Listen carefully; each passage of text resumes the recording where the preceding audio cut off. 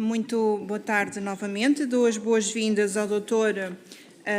Albertino Ventura, que está nesta CPI na qualidade de Diretor Nacional dos Bombeiros, integrado na estrutura da ANPC desde fevereiro de 2025, e pergunto ao Dr. Albertino Ventura se pretende usar do tempo inicial para fazer uma primeira intervenção. Tem que ligar. Boa tarde, Sr. Presidente, boa tarde, Srs. Deputados. Muito obrigado. Não, é só 30 segundos, só para agradecer o reagendamento da minha audição, que não pode ser quando me convocar, só para agradecer. Muito obrigado. Muito bem, então prescinde do tempo para intervenção inicial, vamos passar de seguida já à ronda dos partidos, é isso? Muito bem, está familiarizado com a grelha de tempos que vamos utilizar? Muito bem, só para dar nota de que o seu tempo indicativo vai estar vai ser visível ali naquele painel à sua direita. Consegue ver bem? É meramente indicativo, mas pronto, convém ir dando um olhinho. Quem inicia esta ronda pelos partidos, nesta audição, cabe precisamente ao Grupo Parlamentar do Chega iniciar. Vou passar de imediato a palavra ao deputado Rui Cardoso. Muito obrigado, Sra. Presidente, Srs. Deputados, Sr. Dr. Albertino Ventura, Diretor Nacional de Bombeiros, integrado na estrutura da Autoridade Nacional de Emergência e Proteção Civil. Inicialmente, no dia 25 de janeiro de 2024, o Sr. foi nomeado, por um despacho que aqui tenho, para exercer funções de adjunto do gabinete do Presidente da ANEPS, o Brigadeiro-General Duarte da Costa. Esta primeira nomeação aconteceu numa altura e numa fase de crescente pressão sobre o sistema integrado de emergência médica, com constrangimentos operacionais a verificarem-se no INEM, naquele inverno, e com uma necessidade de clarificação das responsabilidades e de coordenação entre o INEM, responsável pela regulação clínica, a ANEPS e os operadores do terreno. Confirma isto? Boa tarde, obrigado. Confirmo, foi nomeado. A pressão acaba por ser quase constante, infelizmente, existe quase sempre pressão. Posteriormente, no dia 3 de fevereiro de 2025, através de novo despacho, o Sr. foi designado em regime de substituição para o cargo de Diretor Nacional de Bombeiros na ANEPS. Esta nomeação, por sua vez, ocorreu após a exoneração da doutora Susana Silva, também através de despacho, após as greves de outubro-novembro de 2024, após também as conclusões do relatório da IGAS e naquilo que poderíamos designar como um momento de reconfiguração interna do INEM e do próprio sistema. Também confirma isto? Confirmo, efetivamente foi nomeado, sim, e a pressão do INEM, acho que é suavemente conhecido, infelizmente, por todos. Muito bem, gostava de perceber consigo se considera que estas exonerações, estas nomeações, estes despachos sucessivos que vão sendo emitidos, se demonstram apenas falhas individuais e, por conseguinte, apenas substituições administrativas que vão sendo realizadas, ou se, em sentido contrário, pela sua frequência, pela sua recorrência, não são antes sintoma de um problema estrutural do próprio modelo organizativo. O senhor deputado está-se a referir às nomeações do INEM, certo? Peço desculpa. As constantes nomeações, está a falar do INEM? Não, estou-me a referir aos despachos de nomeações no âmbito da Autoridade Nacional de Emergência e Proteção Civil. Não vejo que esteja a haver constantes nomeações. O ter estado no gabinete do Presidente, à altura, o Sr.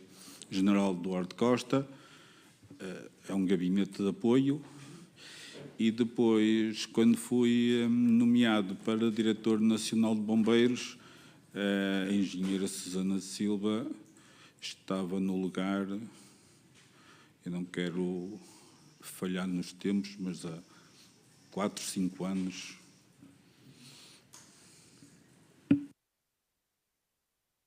Então, considera ou não que a exoneração da anterior Diretora Nacional de Bombeiros contribuiu para esclarecer responsabilidades ou para diluir responsabilidades dentro da própria organização do sistema? Senhor Deputado, nós sabemos que a Direção Nacional de Bombeiros, no que concerne à estrutura INEM, tem uma ligação muito ténue. Não acho que não haja correlação uma coisa com a outra, não é? Hoje, cerca de um ano que ocupa as funções de Diretor Nacional. Gostava de perceber se ao longo deste tempo a ANEPS passou a ter um papel reforçado ou se apenas se mantém como uma estrutura de enquadramento dos bombeiros, digamos assim.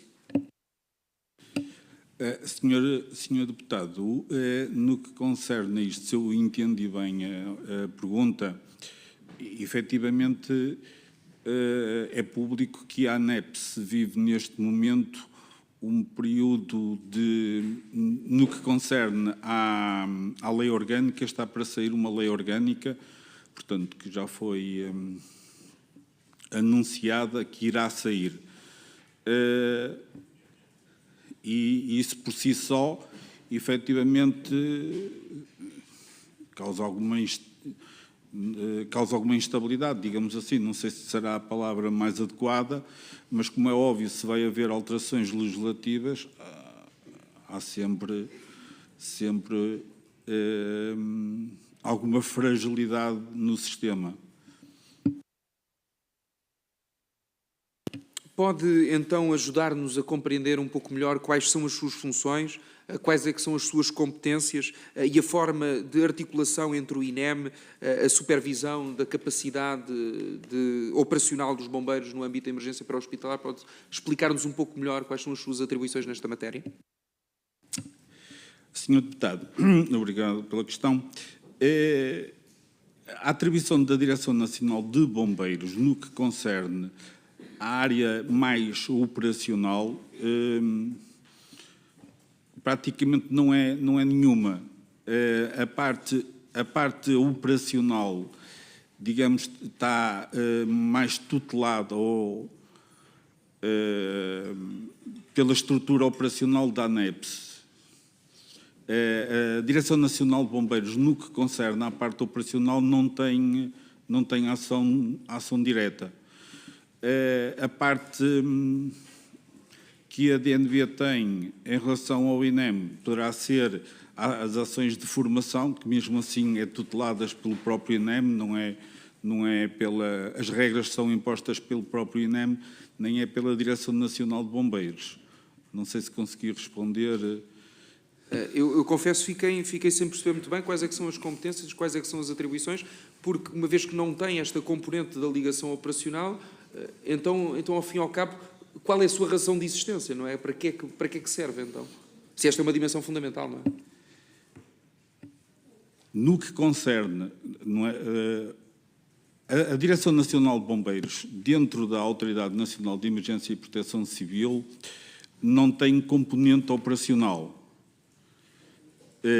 Portanto, a componente operacional dos bombeiros dentro da ANEPS é feita pela estrutura da própria ANEPS. Portanto, há um comandante nacional, os adjuntos, os comandantes regionais e os comandantes subregionais.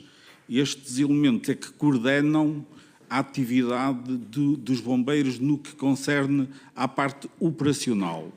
A Direção Nacional de Bombeiros tem um papel mais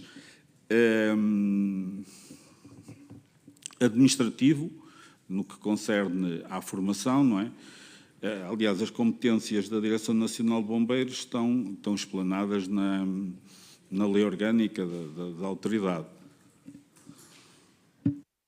Muito bem. Gostava ainda nesta primeira ronda de tocar noutro assunto que tem que ver com o modelo do Sistema Integrado de Emergência Médica. Gostava de perceber se dependia estruturalmente da disponibilidade dos bombeiros para assegurar grande parte da sua ação operacional, se é que me pode responder. eu que souber responder tudo, mas não compreendi. Não se importa de repetir ou de reformular?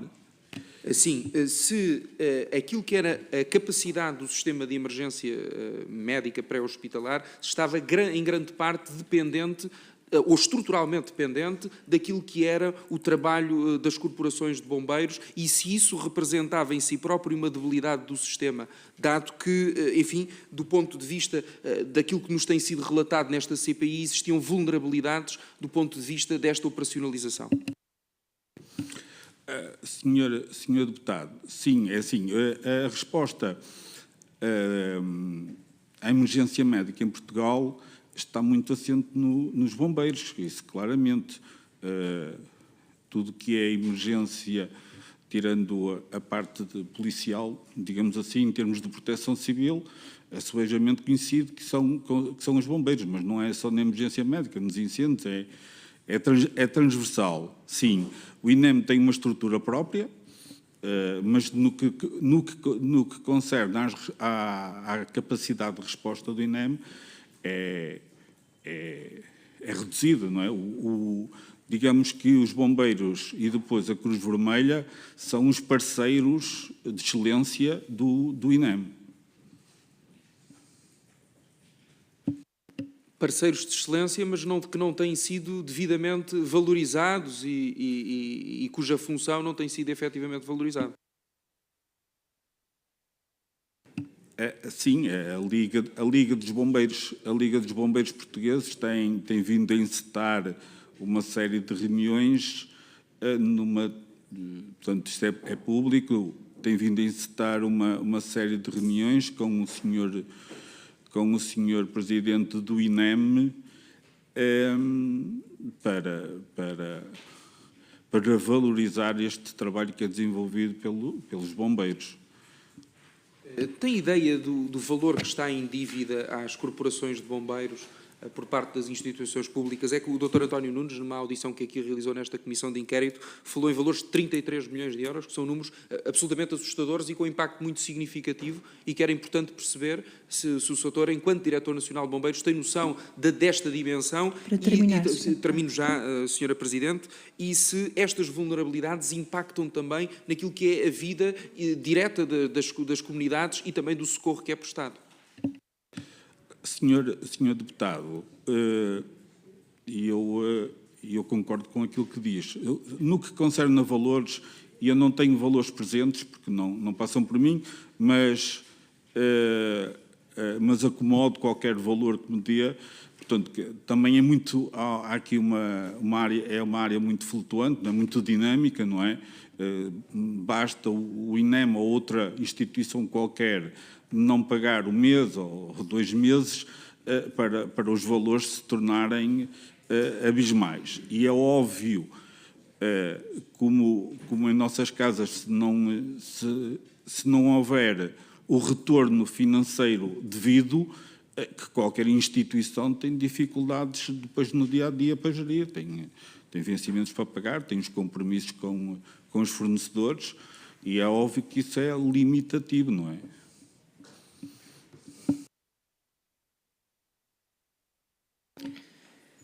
Muito bem.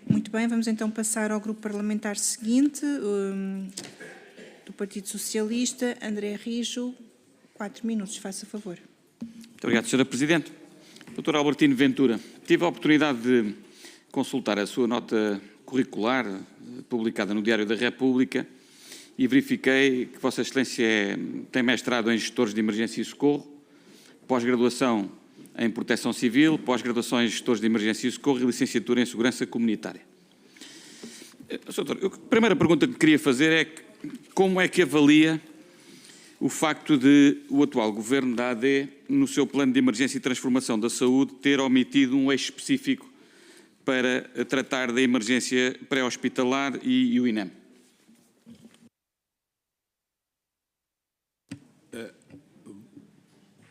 Boa tarde, Sr. Deputado. Está a referir ao eixo saúde, não só o INEM, né? Portanto, na área da saúde temos mais serviços que os bombeiros fazem, não é não é só a parte do pré-hospitalar, temos também o transporte de doentes não urgentes. Portanto, está-se a referir especificamente ao INEM? Peço desculpa. Eu posso concretizar, Sr. Doutor. O Sr. Primeiro-Ministro, de uma forma pública, anunciou em campanha eleitoral que iria apresentar em 60 dias um plano de emergência e transformação da saúde, que resolveria os problemas do SNS e, estranhamente, diria eu, neste plano que foi apresentado, não há nenhuma referência a este eixo específico do INEM e da emergência pré-hospitalar. Pergunto-lhe se ficou surpreendido com esta omissão. Senhor Deputado, eu não tenho que ficar surpreendido ou não tenho que ficar surpreendido. Não lhe sei responder, muito honestamente, não lhe sei responder a isso. Já é uma resposta. Tudo o que tem que ser objeto de melhoria, não é? E acho que estes processos, de uma forma transversal, não estou a falar na especialidade, estou a falar na generalidade, todos estes processos merecem ser melhorados, não direi dia a dia, mas entendo o que eu quero dizer, tem que estar sistematicamente as coisas a ser melhoradas, até porque num passado recente com as cheias vimos que tivemos mais episódios que enfim, não é? Tivemos uma pandemia, e temos que estar sistematicamente a adaptar aos novos tempos, sim. Olhando para o seu currículo, tendo em conta a sua experiência, abstratamente falando, um plano que se apresentasse para resolver problemas do SNS deveria, na sua ótica, ter ou não um eixo específico sobre o INEM e a emergência pré-hospitalar? Senhor Deputado, obrigado. No que concerne à questão do INEM e de às vezes haver falta de ambulâncias, claramente que as coisas, a partir do momento em que, e vejamos o caso que normalmente tem sido, infelizmente, tem tido uma pressão muito grande, o distrito de Setúbal, é óbvio que as coisas não estão bem, não é? Se não conseguimos dar resposta, alguma coisa deve ser feita para. Agora, que eu penso, e é o meu pensar só, é que é um problema que não tem que ser resolvido só com a injeção de mais ambulâncias, porque, como é subejamente conhecido também, temos ambulâncias paradas nos hospitais 4 e 5 horas e isso por si só não facilita o socorro. A partir do momento em que as ambulâncias ficam paradas no hospital, as coisas não estão bem. Portanto, sei que foram tomadas algumas medidas para comprar mais macas, saíste do conhecimento de comunicação social, não é? Mas isto acaba por ser um ecossistema. A partir do momento em que há uma parte deste ecossistema que tem fragilidades, põe em causa todo o sistema. Sim. Ok. Sr. Doutor, durante o período da governação da atual Ministra da Saúde, verificou-se uma sucessão de 4 presidentes do Conselho Diretivo do INEM. 3 ou 4, o número é irrelevante. Considera que esta instabilidade na gestão pode ser prejudicial ao funcionamento do INEM?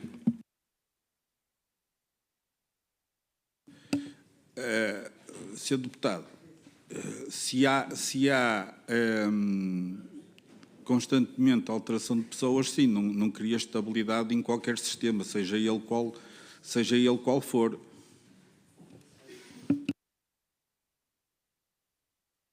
Doutor, os relatórios da CTI, portanto, que foi uma comissão técnica independente, e da IGF, Inspeção-Geral de Finanças, que versaram sobre o INEM, alertam para alguns riscos de multissubsidiação das entidades prestadoras de serviços do CIEM, nomeadamente Corpos de Bombeiros e Cruz Vermelha. Concorda com esta conclusão?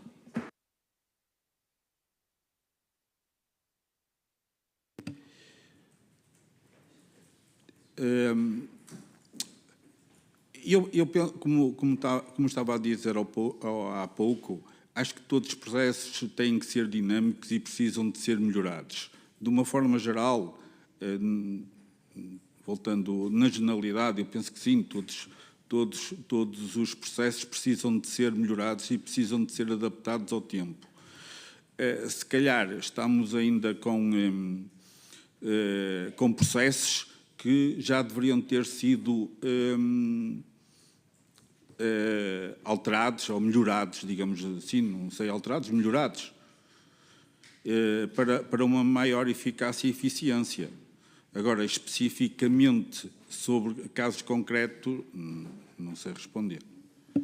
Portanto, não sabe dizer se, na sua ótica, aqueles riscos que o relatório os apresenta apontam de multissubsidiação das entidades prestadoras pelo INEM corresponde à verdade ou não?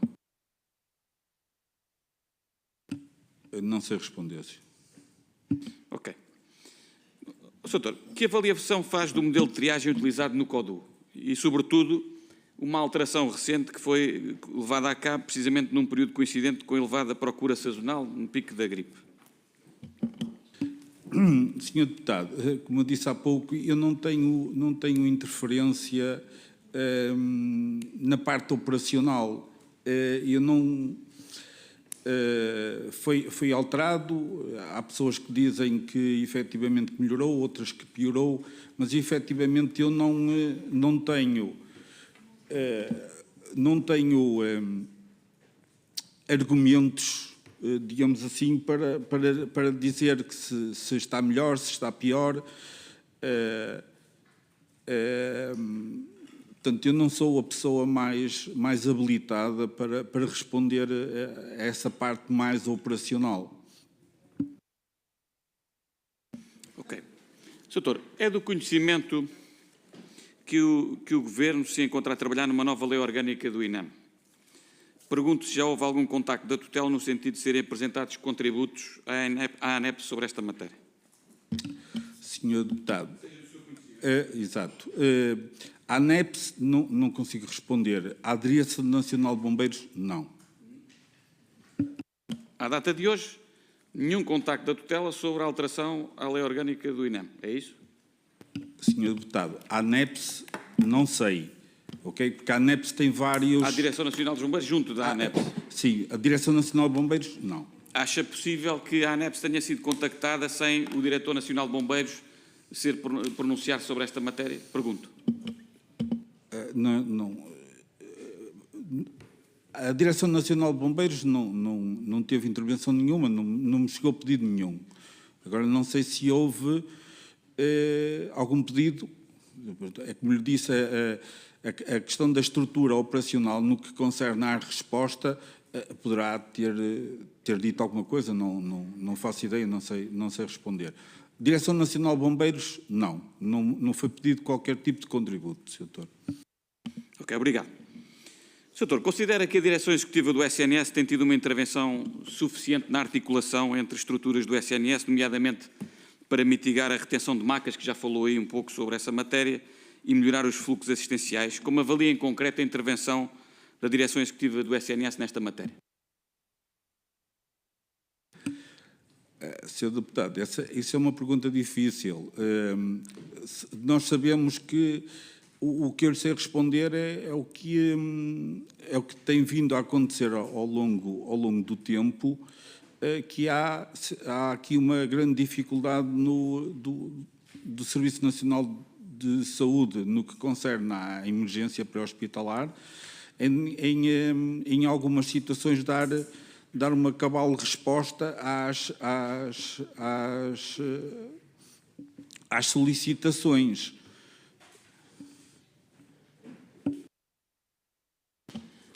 Doutor, então, da Direção Executiva tem a resposta, mas ia perguntar que avaliação global é que faz do funcionamento do CIEM, designadamente ao nível estrutural e orgânico, e já agora em particular da articulação concreta entre os diversos parceiros, ou seja, se considera que existem falhas e, a existirem, que sugestões é que pode estar em condições de dar a esta CPI para a melhoria do sistema no seu conjunto?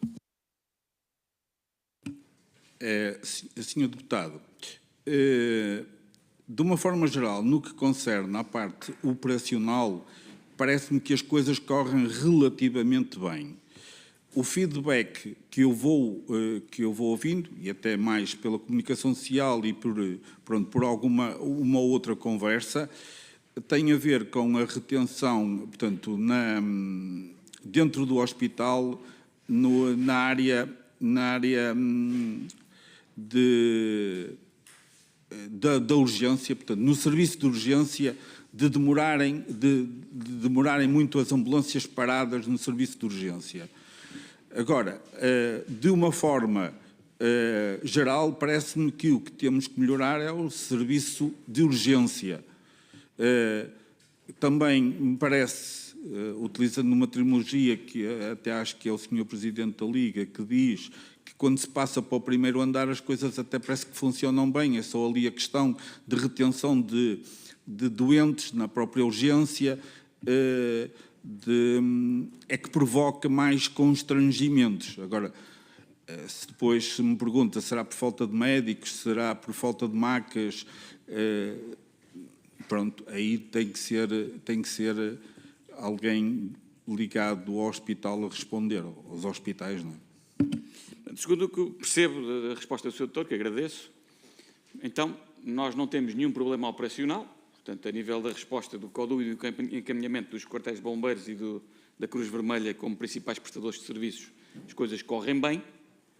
O problema está, então, no hospital e, presumo eu, na gestão hospitalar. É isso que me está a querer dizer? O que eu estou a dizer é que, em termos operacionais, o que me parece é que as coisas correm relativamente bem. Há fragilidades, é um sistema, pode haver uma fragilidade num tempo ou noutro de uma prestação. Situações mais pontuais. O que eu tenho conhecimento é que o maior problema que existe é efetivamente no que diz respeito à urgência, portanto, o tempo que as próprias ambulâncias estão dentro da urgência, portanto, estão na transferência, digamos, da maca da ambulância para a maca do hospital e daí, portanto, nesse, digamos, resto de chão. Então, se bem percebo, essa ineficiente, eventualmente, gestão hospitalar, estou a presumir por palavras suas, depois impacta e tem influência na capacidade de resposta operacional, sim ou não? É porque se não tiver, não há problema. Sim. É isso que eu estou a dizer. Então há um problema operacional. Um caso prático. Se uma ambulância chegar ao hospital e conseguir transferir da sua maca para a maca do hospital em 5 minutos, 2, 3, 4 minutos, se conseguir transferir e ficar liberta para poder fazer outro serviço, é óbvio que essa ambulância está logo disponível para fazer face a outra situação que tenha. Se chega ao hospital e não consegue fazer a transferência num tempo que seja minimamente aceitável, se estiver lá 2 horas, 3 horas, a cada minuto que passa, que a ambulância esteja retida no hospital, é óbvio que o que estiver a seguir está mais hipotecado. Sim. Para terminar, consegue identificar algum padrão onde essas situações tendam a verificar com mais insistência e com mais frequência? Muito obrigado. Senhor deputado, onde tem acontecido com mais frequência, que é público, infelizmente, é no distrito de Setúbal. Muito obrigada. Vamos então, tenho aqui um pedido de interpelação à mesa, é? Deputado Rui Cardoso, faça favor. Obrigado, Sra. Presidente. Peço esta interpelação à mesa essencialmente por 2 razões. Por um lado, em primeiro lugar, pedindo-lhe os seus bons ofícios para que relembre o depoente que tem que responder com verdade e só com verdade. E isto porque, e este era o segundo pedido que consta nesta interpelação à mesa, pedir-lhe para distribuir um documento, no caso a Lei 45 de 2019, que no seu artigo 18, que é a Lei Orgânica da Autoridade Nacional de Emergência e Proteção Civil, que no seu artigo 18, relativamente às funções da Direção Nacional de Bombeiros, na sua linha A, diz que lhe compete regular e coordenar a atividade técnica, formativa e operacional dos corpos de bombeiros, porque quer-me parecer, quer a mim, quer ao deputado André Rios, foi dito que não tinha competência operacional. Muito obrigada, Sr. Deputado. Muito obrigada pelo lembrete. De facto, as declarações que são feitas nesta comissão de inquérito, que aliás decorre do regime jurídico dos inquéritos parlamentares, são declarações que têm de ser feitas necessariamente com a verdade. Não há necessidade de prestar juramento, mas está obrigado a responder com a verdade, sob pena de poder cometer crime de falso testemunho. Vamos então, de imediato, passar ao grupo parlamentar seguinte, Iniciativa Liberal, deputado Mário Moreira Lopes, 3 minutos, faça favor. Muito obrigado, Sra. Presidente. Dr. Albertino Ventura, para além de Diretor Nacional dos Bombeiros, a ANEPS foi também inspetor na Inspeção dos Serviços de Emergência da Proteção Civil, da ANEPS, entre 2019 e 2022. E, portanto, perante a questão, como é que não sabe responder se há risco de multifinanciamento?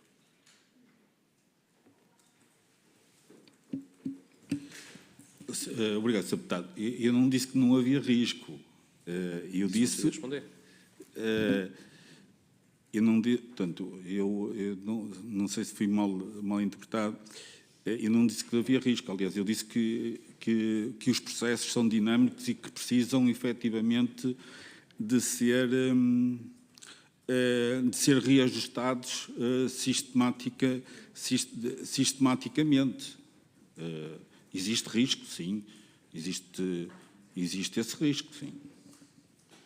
E para além do risco, confirma-se aquilo que consta do relatório da IGF, que houve multifinanciamento. É que estamos a falar de dinheiro dos contribuintes, não é coisa pouca, custa muito a ganhar aos portugueses. Houve ou não multifinanciamento? Senhor Deputado, muito honestamente, não consigo ir à especialidade de responder isso. Na generalidade, sim, há situações que... portanto, quando nós falarmos de risco de financiamento, há muitas transferências que são feitas para os corpos de bombeiros, para as associações, não é?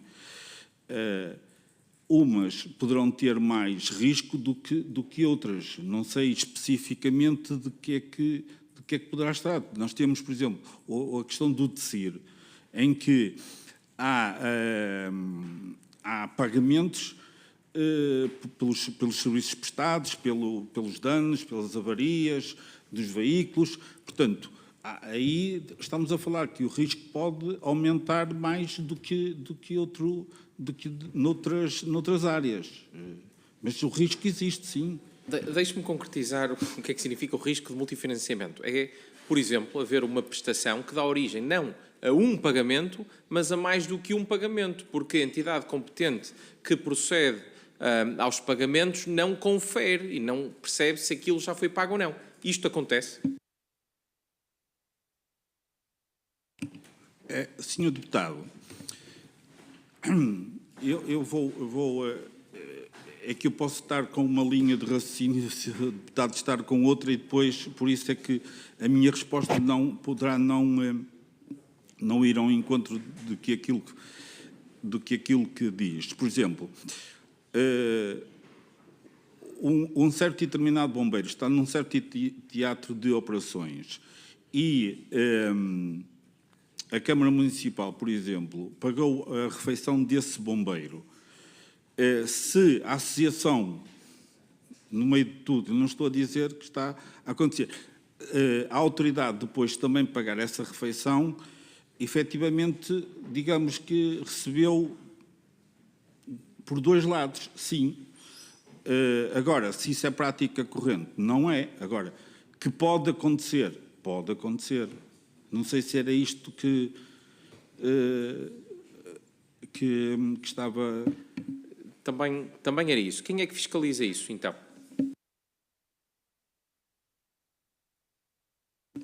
Há uma parte que é a ANEPS que fiscaliza algumas coisas através da inspeção, sim. Portanto, é a ANEPS que fiscaliza isso, mas há pouco estava-me a dizer que não sabe dizer, sabe que eventualmente pode acontecer, mas não tem a certeza e não tem números. Portanto, nós não sabemos, o Estado português não sabe que multifinanciamento é que anda a realizar. É isso que nos está a dizer? O que eu estou a dizer é que estas situações podem acontecer, sim, podem acontecer. Que há fiscalização, existe. Que por vezes é detectado desvios, sim, e é reposto os dinheiros aos cofres do Estado, sim, mas a inspeção, no exercício das suas funções, faz esse trabalho e enquanto eu estive na inspeção, houve algumas reposições desses montantes, sim. Muito bem, então, passando aqui para outro assunto, a Liga dos Bombeiros assumiu aqui, nesta CPI, que pretendia ou estava a equacionar rescindir protocolos com o INEM. A Direção Nacional de Bombeiros foi informado sobre isto? Não. E qual seria já agora, fazendo aqui um exercício especulativo, o impacto operacional, na sua opinião? Sr. Deputado, o impacto operacional, se nós, qualquer corpo de bombeiros, se não disponibilizar os seus serviços, neste caso que está a falar em concreto, da emergência pré-hospitalar, começa a ficar hipotecado a capacidade de resposta. Se nós, em alguns sítios, podemos já ter alguma fragilidade, a partir do momento em que há uma rescisão mais hipotecado está. Tão simples, uma coisa tão simples, uma ambulância, se tiver um acidente num corpo de bombeiros, se esse corpo de bombeiros tiver 2 ou 3 só ambulâncias, portanto, ou se tiver 2 ambulâncias, se uma delas tiver um acidente, 50% fica logo hipotecado, sim. Então, já que fala das inoperacionalidades, deixe-me perguntar também, porque na auditoria da IGF diz que entre 2023 e 2024 identificou milhares de recusas e inoperacionalidades, cerca de 2.000 recusas e 18.000 inoperacionalidades. Em primeiro lugar, a ANEPS confirma que este fenómeno existe no terreno e já agora, a que é que se deve? Mas inoperacionalidades, também temos aqui várias vertentes. Primeiro, estamos a falar de emergência pré-hospitalar ou estamos a falar no seu bolo de transporte de doentes, por exemplo, não urgentes? Eu estou a dizer isto, Sr. Deputado, pelo seguinte: o retorno, por exemplo, do hospital para a casa do doente, portanto, não é uma emergência pré-hospitalar, mas também está inserido na saúde. As inoperacionalidades, há vários tipos de inoperacionalidades. Há pouco estava a falar, por exemplo, do caso de um acidente, das avarias das ambulâncias, ou das próprias recusas por não terem ambulância, por não terem tripulação, pronto. No que diz respeito a não haver ambulâncias ou não haver tripulantes, o que normalmente se passa, se aquele corpo de bombeiros não consegue dar resposta, pede ao corpo de bombeiros vizinho, digamos assim, de área geográfica mais próxima, para satisfazer o pedido. Mas então, vamos concretizar. Quais são os principais motivos, até porque enquanto inspetor certamente deve ter visto uns quantos, para a recusa ou para a inoperacionalidade? Estamos a falar falta de tripulação, falta de financiamento, avarias, acumulação de serviço. Quais são os principais motivos para dar uma recusa ou para a ambulância estar indisponível? Senhor Deputado, as principais razões de recusa, eu também fui bombeiro e comandante do Corpo de Bombeiros. Portanto, as principais recusas, efetivamente, pode ser não termos ambulâncias porque estão porque avaria, porque tem um acidente, portanto, reduz a nossa capacidade operacional. Mas o que acontece a seguir é pedido ao Corpo de Bombeiros vizinhos. Mas os protocolos não prevêem uma substituição em caso de indisponibilidade? Ou seja, aquilo que é contratualizado com as corporações de bombeiros não pressupõe que exista X veículos, X ambulâncias disponíveis 24 horas ao serviço do CODU e caso, obviamente, alguma avaria, é uma responsabilidade do adjudicante, neste caso a Corporação de Bombeiros, assegurar a sua substituição. Isso acontece ou não? Sr. Deputado, falando na generalidade, acontece. Portanto, a associação, o Corpo de Bombeiros, quando não tem, vamos imaginar que teve um acidente, deixa de ter essa ambulância. O Corpo de Bombeiros não tem só as ambulâncias que estão contratualizadas, normalmente tem sempre mais. Normalmente tem sempre mais. E é substituída essa ambulância. Se não tiver para substituir, tem que efetivamente dizer que não tem. Eu levantei estas questões porque o relatório de auditoria do IGF levanta precisamente estes pontos e questiona o modelo atual. Portanto, eu vou-lhe perguntar a si, uma vez mais na qualidade de Diretor Nacional dos Bombeiros, se considera que o modelo atual é robusto, que está a responder às necessidades da emergência, do socorro e da emergência pré-hospitalar, e se serve o seu propósito ou se tem de ser revisto, e se tiver de ser revisto, exatamente em quê? Sr. Deputado, eu penso que o modelo que está é robusto, que pode ser melhorado, possivelmente poderá ser melhorado. Eu tenho a questão da Liga, de satisfazer financeiramente um posto de PEM, que segundo o que o Sr. Presidente da Liga, e penso que bem, diz que o que está contratualizado não chega para suportar os custos. Portanto, precisa de ser melhorado, não é? Ainda bem que recupera isso. Confirma que os valores pagos, isso foi dito aqui já por vários intervenientes, confirma que os valores são insuficientes para cobrir os custos? Senhor Deputado, eu não tenho quantificado quanto é que fica, mas é generalizado dizer que sim, que é pouco dinheiro, que não chega. E, finalmente, o que é que acha da formação passar para a Escola de Bombeiros? Considera que está capacitada para dar essa formação? A formação do INEM, refiro-me. Sim, a Escola Nacional de Bombeiros é detentora de uma série de profissionais que são capazes. Agora, se houver essa transferência de competências, terá que haver também pela parte da Escola Nacional de Bombeiros um aumento de capacidade para satisfazer esses pedidos. Muito obrigada. Vamos então passar ao grupo parlamentar do PSD. Deputado José Lago Gonçalves, 4 minutos, faça favor. Muito obrigado, Sra. Presidente, caras e caros colegas, caro Dr. Albertino Ventura. A minha primeira questão tem que ver com o facto de ter referido que, para além destas funções, também foi bombeiro e comandante de um corpo de bombeiros. Da sua experiência, como é que avalia a articulação entre o INEM e a Autoridade Nacional de Emergência e Proteção Civil? Sr. Deputado, obrigado pela questão.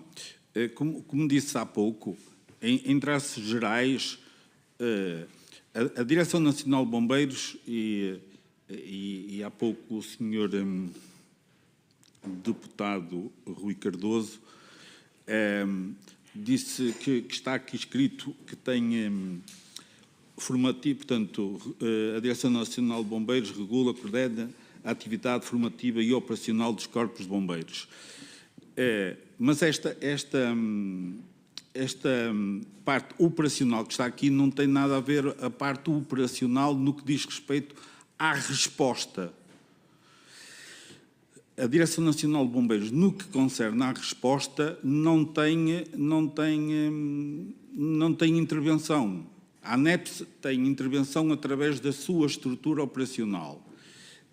Aqui, no que diz respeito à parte operacional dos corpos de bombeiros, não sei se posso clarificar isto, se me estou a desviar, peço desculpa, tem a ver se o bombeiro que está no quadro ativo está ou não está habilitado para, se tem o curso TAT, se tem o curso de salvamento e desencarceramento, portanto, se enquanto aquele elemento que é um operacional, se satisfaz estes requisitos. Portanto, este operacional não é um operacional, não é a parte operacional de, portanto, ele para ir fazer um serviço, um serviço pré-hospitalar, este bombeiro tem que satisfazer certos e determinados requisitos. E isso sim é competência da Direção Nacional de Bombeiros, perceber se este bombeiro está ou não. Bem como quando entra num concurso de promoção, por exemplo, de bombeiro de terceira para bombeiro de segunda, tem que cumprir requisitos, tem que fazer formação, portanto, tem que fazer aqueles... Isto é que a Direção Nacional de Bombeiros tem responsabilidade.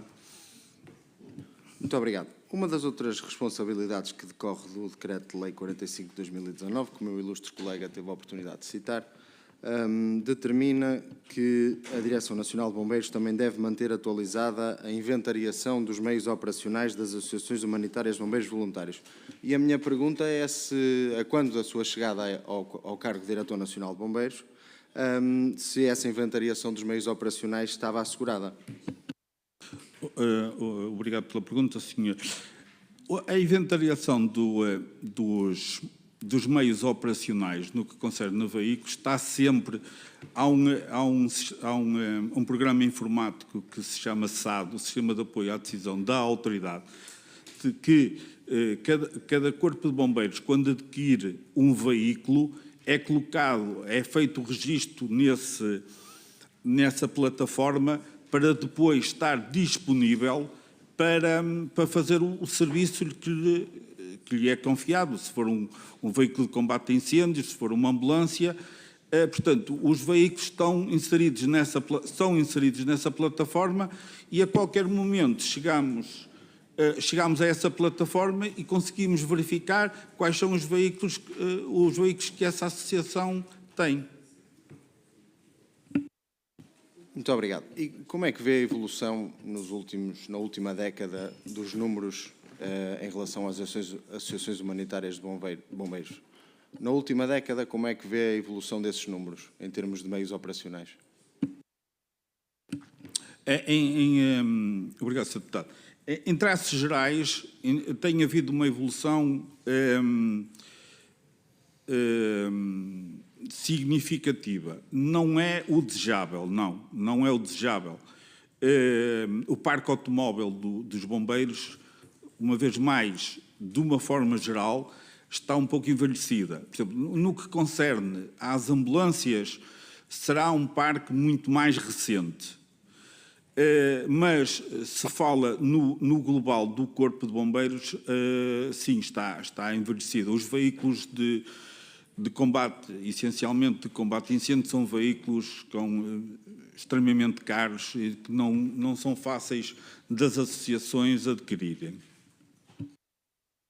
Muito obrigado. Tem ideia de quantas corporações de bombeiros voluntários existem no país e de quantos operacionais é que envolvem, bem como a dimensão da percentagem de socorro de emergência que as corporações de bombeiros asseguram no país?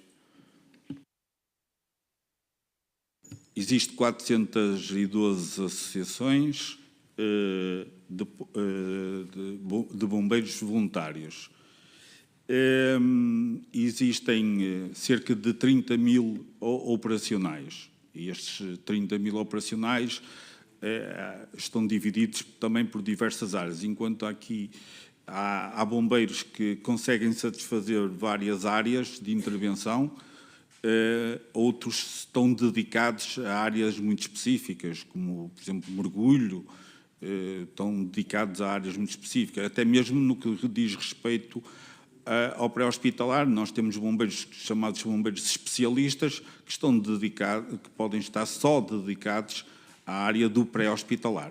Mas, em traços gerais, registados no quadro ativo, temos cerca de 30 mil bombeiros neste momento. Muito obrigado. Ainda no âmbito das competências da Direção Nacional de Bombeiros, compete também assegurar a profissionalização, qualificação e a capacitação desses bombeiros que teve a oportunidade de referir. E a minha pergunta tem a ver com balanço. Qual é que é o balanço que faz da qualificação dos bombeiros nos últimos 10 anos e se considera que esta tem vindo a melhorar ou que considerações é que nos pode transmitir? Obrigado, Sr. Deputado. A qualificação dos bombeiros tem vindo a melhorar muito, muito. Cada vez temos mais profissionalização nos corpos de bombeiros. Uma vez mais, isso também, se me permite o termo, também é um bocado feito de fabrico, não é? E eu, enquanto tendo sangue de bombeiro a correr, gosto que os bombeiros cada vez mais tenham melhor capacidade de resposta, que os próprios bombeiros cada vez tenham mais formação, porque isto é bom para todos nós. Portanto, os bombeiros, quanto mais formação tiver, melhor qualidade na prestação de socorro, seja ele qual for, melhor é. Sendo melhor é melhor para todos nós. Mas sim, senhor, a Escola Nacional de Bombeiros tem feito um esforço e está, neste momento, também a fazer alguns ajustes. Estamos a fazer alguns ajustes à formação dos bombeiros, quadros de comando, neste momento, para melhorar. E sim, os bombeiros têm melhorado muito mesmo a sua formação. Gostava muito que continuasse nesta senda de melhorar, e a profissionalização é claramente um caminho. Muito obrigado. Voltando-nos aqui para o INEM, se considera que na última década o INEM enfrentou problemas relacionados com a falta de pessoal, com baixos salários, como sucedeu no caso dos técnicos de emergência pré-hospitalar. Considera? Senhor deputado, se me permite aqui para descontrair, baixos salários todos nós temos, desde os deputados, acho que todos temos baixos salários. Eu não ouço ninguém dizer que ganha bem, todos nós gostávamos de ganhar um bocadinho mais. No que concerne à questão do INEM, dos técnicos, eu não sei responder muito bem essa pergunta. Efetivamente, está na praça pública que querem melhores, mas eu acho que isso é transversal a todas as áreas, não é? Todos nós gostávamos de ganhar um bocadinho mais. Em 2020 era dado conta que o Estado português devia às corporações de bombeiros verbas na ordem dos 40 milhões de euros. Uma situação que obrigou algumas corporações a recorrer a empréstimos bancários para fazer face a despesas e para pagar subsídios e dívidas. Eu pergunto-lhe se tinha ideia destes montantes. Obrigado, Sr. Deputado. Como há pouco disse, e peço desculpa ao Sr. Deputado Rui Cardoso, eu não tenho montantes em mente, mas é facilmente, portanto, esses montantes chegam facilmente, com muita facilidade, basta não haver transferências do INEM, da autoridade, um mês, 2 meses, 3 meses, pronto, para se chegar a valores astronómicos, falando assim.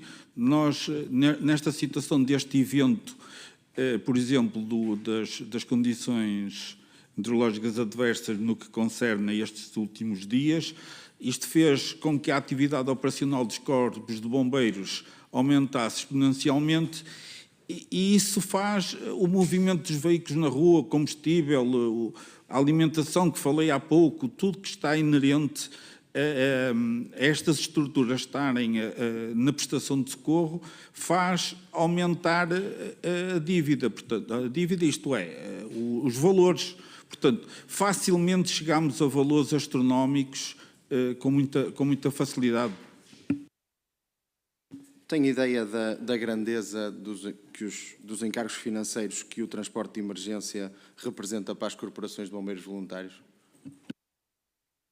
Sr. Deputado, eu valores não tenho, mas nós temos associações de bombeiros, através dos seus corpos de bombeiros, que chegam a ter 20, 25, 30 ambulâncias por dia na rua, e mais, depende da área geográfica em que esteja inserido, na rua diariamente. E há realidades completamente dispares, não é? Se nós formos para o interior, as associações, os corpos de bombeiros fazem transportes de muitos quilómetros, portanto, tem uma atividade operacional gigante.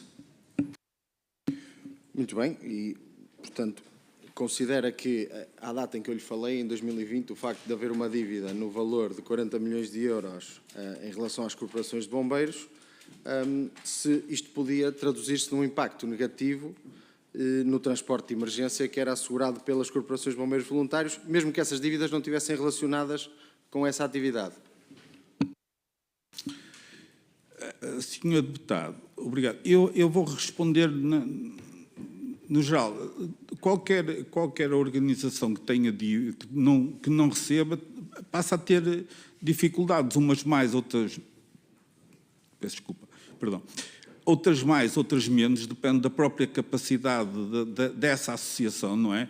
Até porque existem associações que têm outro tipo de atividades, como piscinas, pronto, podem ter mais ou menos capacidade, mas é óbvio que chegar ao fim do mês e as verbas de que qualquer fornecedor que tenha que pagar por um serviço que foi prestado por essa associação, se não é ressarcida, passa a ter dificuldades. Muito obrigado.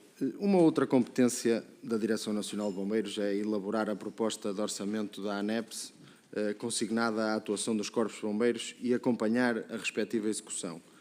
Tem conhecimento da evolução das dotações previstas nos orçamentos da ANEPS para os bombeiros e, neste caso, considera que têm sido suficientes, particularmente entre 2019 e 2025?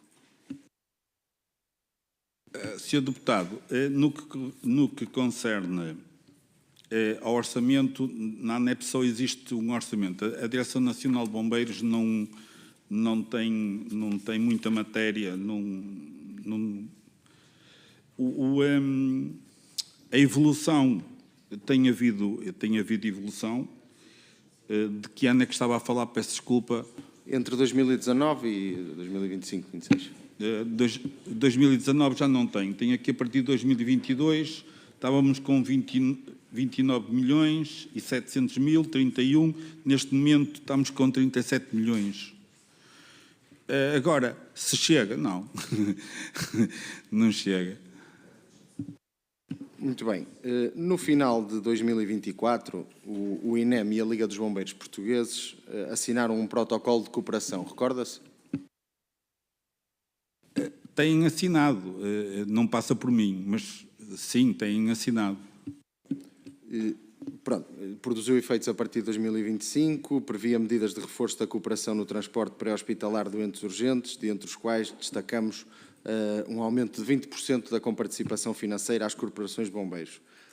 Na altura em que foi assinado ainda não era diretor nacional, mas desde que está em vigor passou a ser, e eu pergunto-lhe como é que avalia este reforço do financiamento da atividade de transporte de doentes pelos bombeiros e se considera isto um passo positivo. Senhor Deputado, pronto, como disse bem, eu não conheço qualquer protocolo que seja... Portanto, a Liga dos Bombeiros Portugueses é um parceiro privilegiado no que concerne à negociação destes protocolos. Sempre que a Liga vai para uma base negocial e que consegue, nem que seja um euro a mais, é benéfico. Agora, o que é dito é que realmente ainda é manifestamente pouco. Mas sim, parece-me que tem havido uma evolução gradual ao longo do tempo que tem vindo ao encontro do que a Liga pede e que os bombeiros dizem que é de direito, embora ainda esteja aquém do que é justo. Estou esclarecido, Sr. Presidente. Muito obrigado. Muito obrigada. Vamos então dar início à segunda ronda. Relembrar que a resposta será conjunta. Peço aos senhores deputados para fazerem as questões que tiverem que fazer de forma pausada para que o depoente possa ter tempo de tomar nota. Inicia novamente o Grupo Parlamentar do Chega. Deputado Rui Cardoso, faça favor, 2 minutos. Muito obrigado, Sra. Presidente. Há pouco, em resposta à interpelação à mesa que fiz relativamente às competências do Diretor Nacional de Bombeiros, associou o Sr. Doutor a que as competências ditas operacionais que constariam na lei tinham que ver com um aspecto mais formativo, relativamente a desencarceramentos, etc., toda uma componente formativa. Contudo, aquilo que a lei faz é distinguir de forma muito clara componente técnica, formativa e operacional. Portanto, no meu entendimento, o espírito da lei é de diferenciação destas duas dimensões. Este era o primeiro comentário que queria fazer. Depois, se tivermos em conta do que fomos ouvindo nesta audição, a análise comparada aos vários despachos e aos momentos políticos, que isto é importante, que lhe dão enquadramento, ficam-nos claras duas coisas. Em primeiro lugar, que não existia e não existe, pelos vistos, uma arquitetura institucional clara e livre de ambiguidades relativamente ao cargo de Diretor Nacional de Bombeiros. Uma vez que se existisse, não seria necessário reafirmar com tanta insistência hierarquias e com tanta frequência alterar constantemente os mecanismos de regulação. Em segundo lugar, que esta sucessão de atos administrativos organizatórios só demonstra que os mecanismos permanentes de coordenação e cadeia de comando não estavam totalmente oleados, estabilizados e, por isso, e daí as sucessivas intervenções no plano político para assegurar o funcionamento adequado do sistema. Relativamente à carreira, o Sr. Doutor disse também que era favorável à existência, aliás, lamentava o facto de ainda não existir uma carreira para os bombeiros. Uma notícia recente dava conta de que existem cada vez mais jovens a estudar para ser bombeiros e com interesse em seguir essa carreira, mas de facto a carreira não existe. E por isso a questão que eu lhe gostava de deixar é que diligências é que tem tomado enquanto Diretor Nacional de Bombeiros, dentro daquilo que é o seu escopo de competências, para tentar sensibilizar o poder político para a criação desta carreira, que, como sabe, o Chega tem proposto, dentro e fora do Orçamento do Estado, várias vezes, várias propostas que são nesse sentido. E mesmo para concluir, perguntar-lhe qual é a sua posição relativamente ao facto de haver associações de bombeiros onde os seus dirigentes se endividam no sentido de manter uma conta corrente saudável e, como sabemos, é um problema. Muito obrigada. Deputado André Rios, do Partido Socialista, 2 minutos. Muito obrigado, Sra. Presidente. Sr. Doutor, eu permito-me socorrer da sua enorme experiência profissional, académica e da sua sapiência para perguntar-lhe, com certeza que já acompanhou ao longo de todo o seu trajeto nestas áreas diversas greves que aconteceram e que afetaram o funcionamento do INEM. Permitir-me trazer aqui à colação uma greve que constitui também um objeto imediato desta Comissão Parlamentar de Inquérito, que ocorreu, com certeza que acompanhou, não nestas funções, mas acompanhou noutras anteriores, a greve que teve lugar em outubro, final de outubro, início de novembro de 2024. Essa greve veio a resultar, direto ou indiretamente, o relatório da IGAS pronuncia sobre essa matéria, de cerca de mais de uma dezena de falecimentos. A minha pergunta, ou as minhas perguntas, têm a ver com o seguinte. A análise que o Sr. Doutor faz a esta greve em concreto, em particular, o que é que pode ter concorrido para este número tão elevado de fatalidades?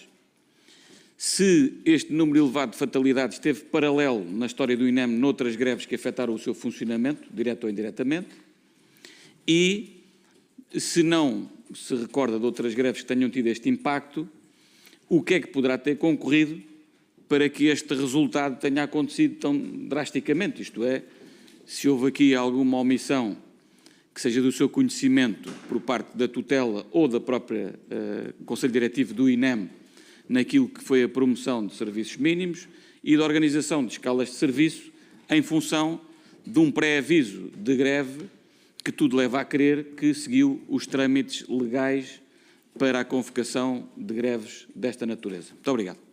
Muito obrigado, Sr. Deputado. E agora, para finalizar, o Grupo Parlamentar do Partido Social Democrata, a deputada Carolina Marques. Não, não é? É o mesmo? Pronto, peço desculpa. José Lago Gonçalves. Na sequência daquilo que eu tive a oportunidade de questionar na primeira ronda, questionava-o ainda relativamente a uma competência que é determinada pelo Decreto-Lei 45 de 2019 e que determina que compete à Direção Nacional de Bombeiros promover programas para a requalificação, reequipamento e reabilitação dos equipamentos e infraestruturas dos corpos de bombeiros. Também aqui a minha questão é se considera que estes programas de investimento foram suficientes nos últimos anos, nomeadamente desde 2019, Depois, sabemos que grande parte do transporte pré-hospitalar de doentes urgentes é assegurado pelas corporações de bombeiros e eu gostaria de saber como é que encara que deveria ser uma evolução desejável deste transporte, se deve continuar como atualmente ou se os bombeiros devem realizá-lo numa lógica de complementariedade para com o INEM. Por fim, relativamente à situação financeira do INEM, qual é que é a sua avaliação relativamente a decisões e escolhas do anterior governo do Partido Socialista, no sentido de promover a transferência de verbas entre 2020 e 2022, de cerca de 120 milhões de euros dos seus saldos de gerência do INEM, para outras finalidades do Estado que não a atividade de socorro e emergência. Muito obrigado. Muito obrigada. Vamos então passar para a resposta final conjunta. Tem a palavra. Muito obrigado pelas questões. Senhor Deputado Rui Cardoso, relativamente aos dirigentes endividados, acho que isso é altamente reprovável, não é? Infelizmente podem recorrer a isso, mas a minha visão é que é altamente reprovável. Não vejo outra forma. No que diz respeito à questão operacional dos bombeiros, e não queria a atividade operacional, não queria que ficassem dúvidas, embora eu não sou jurista, pode argumentar. A Direção Nacional de Bombeiros, neste momento, não tem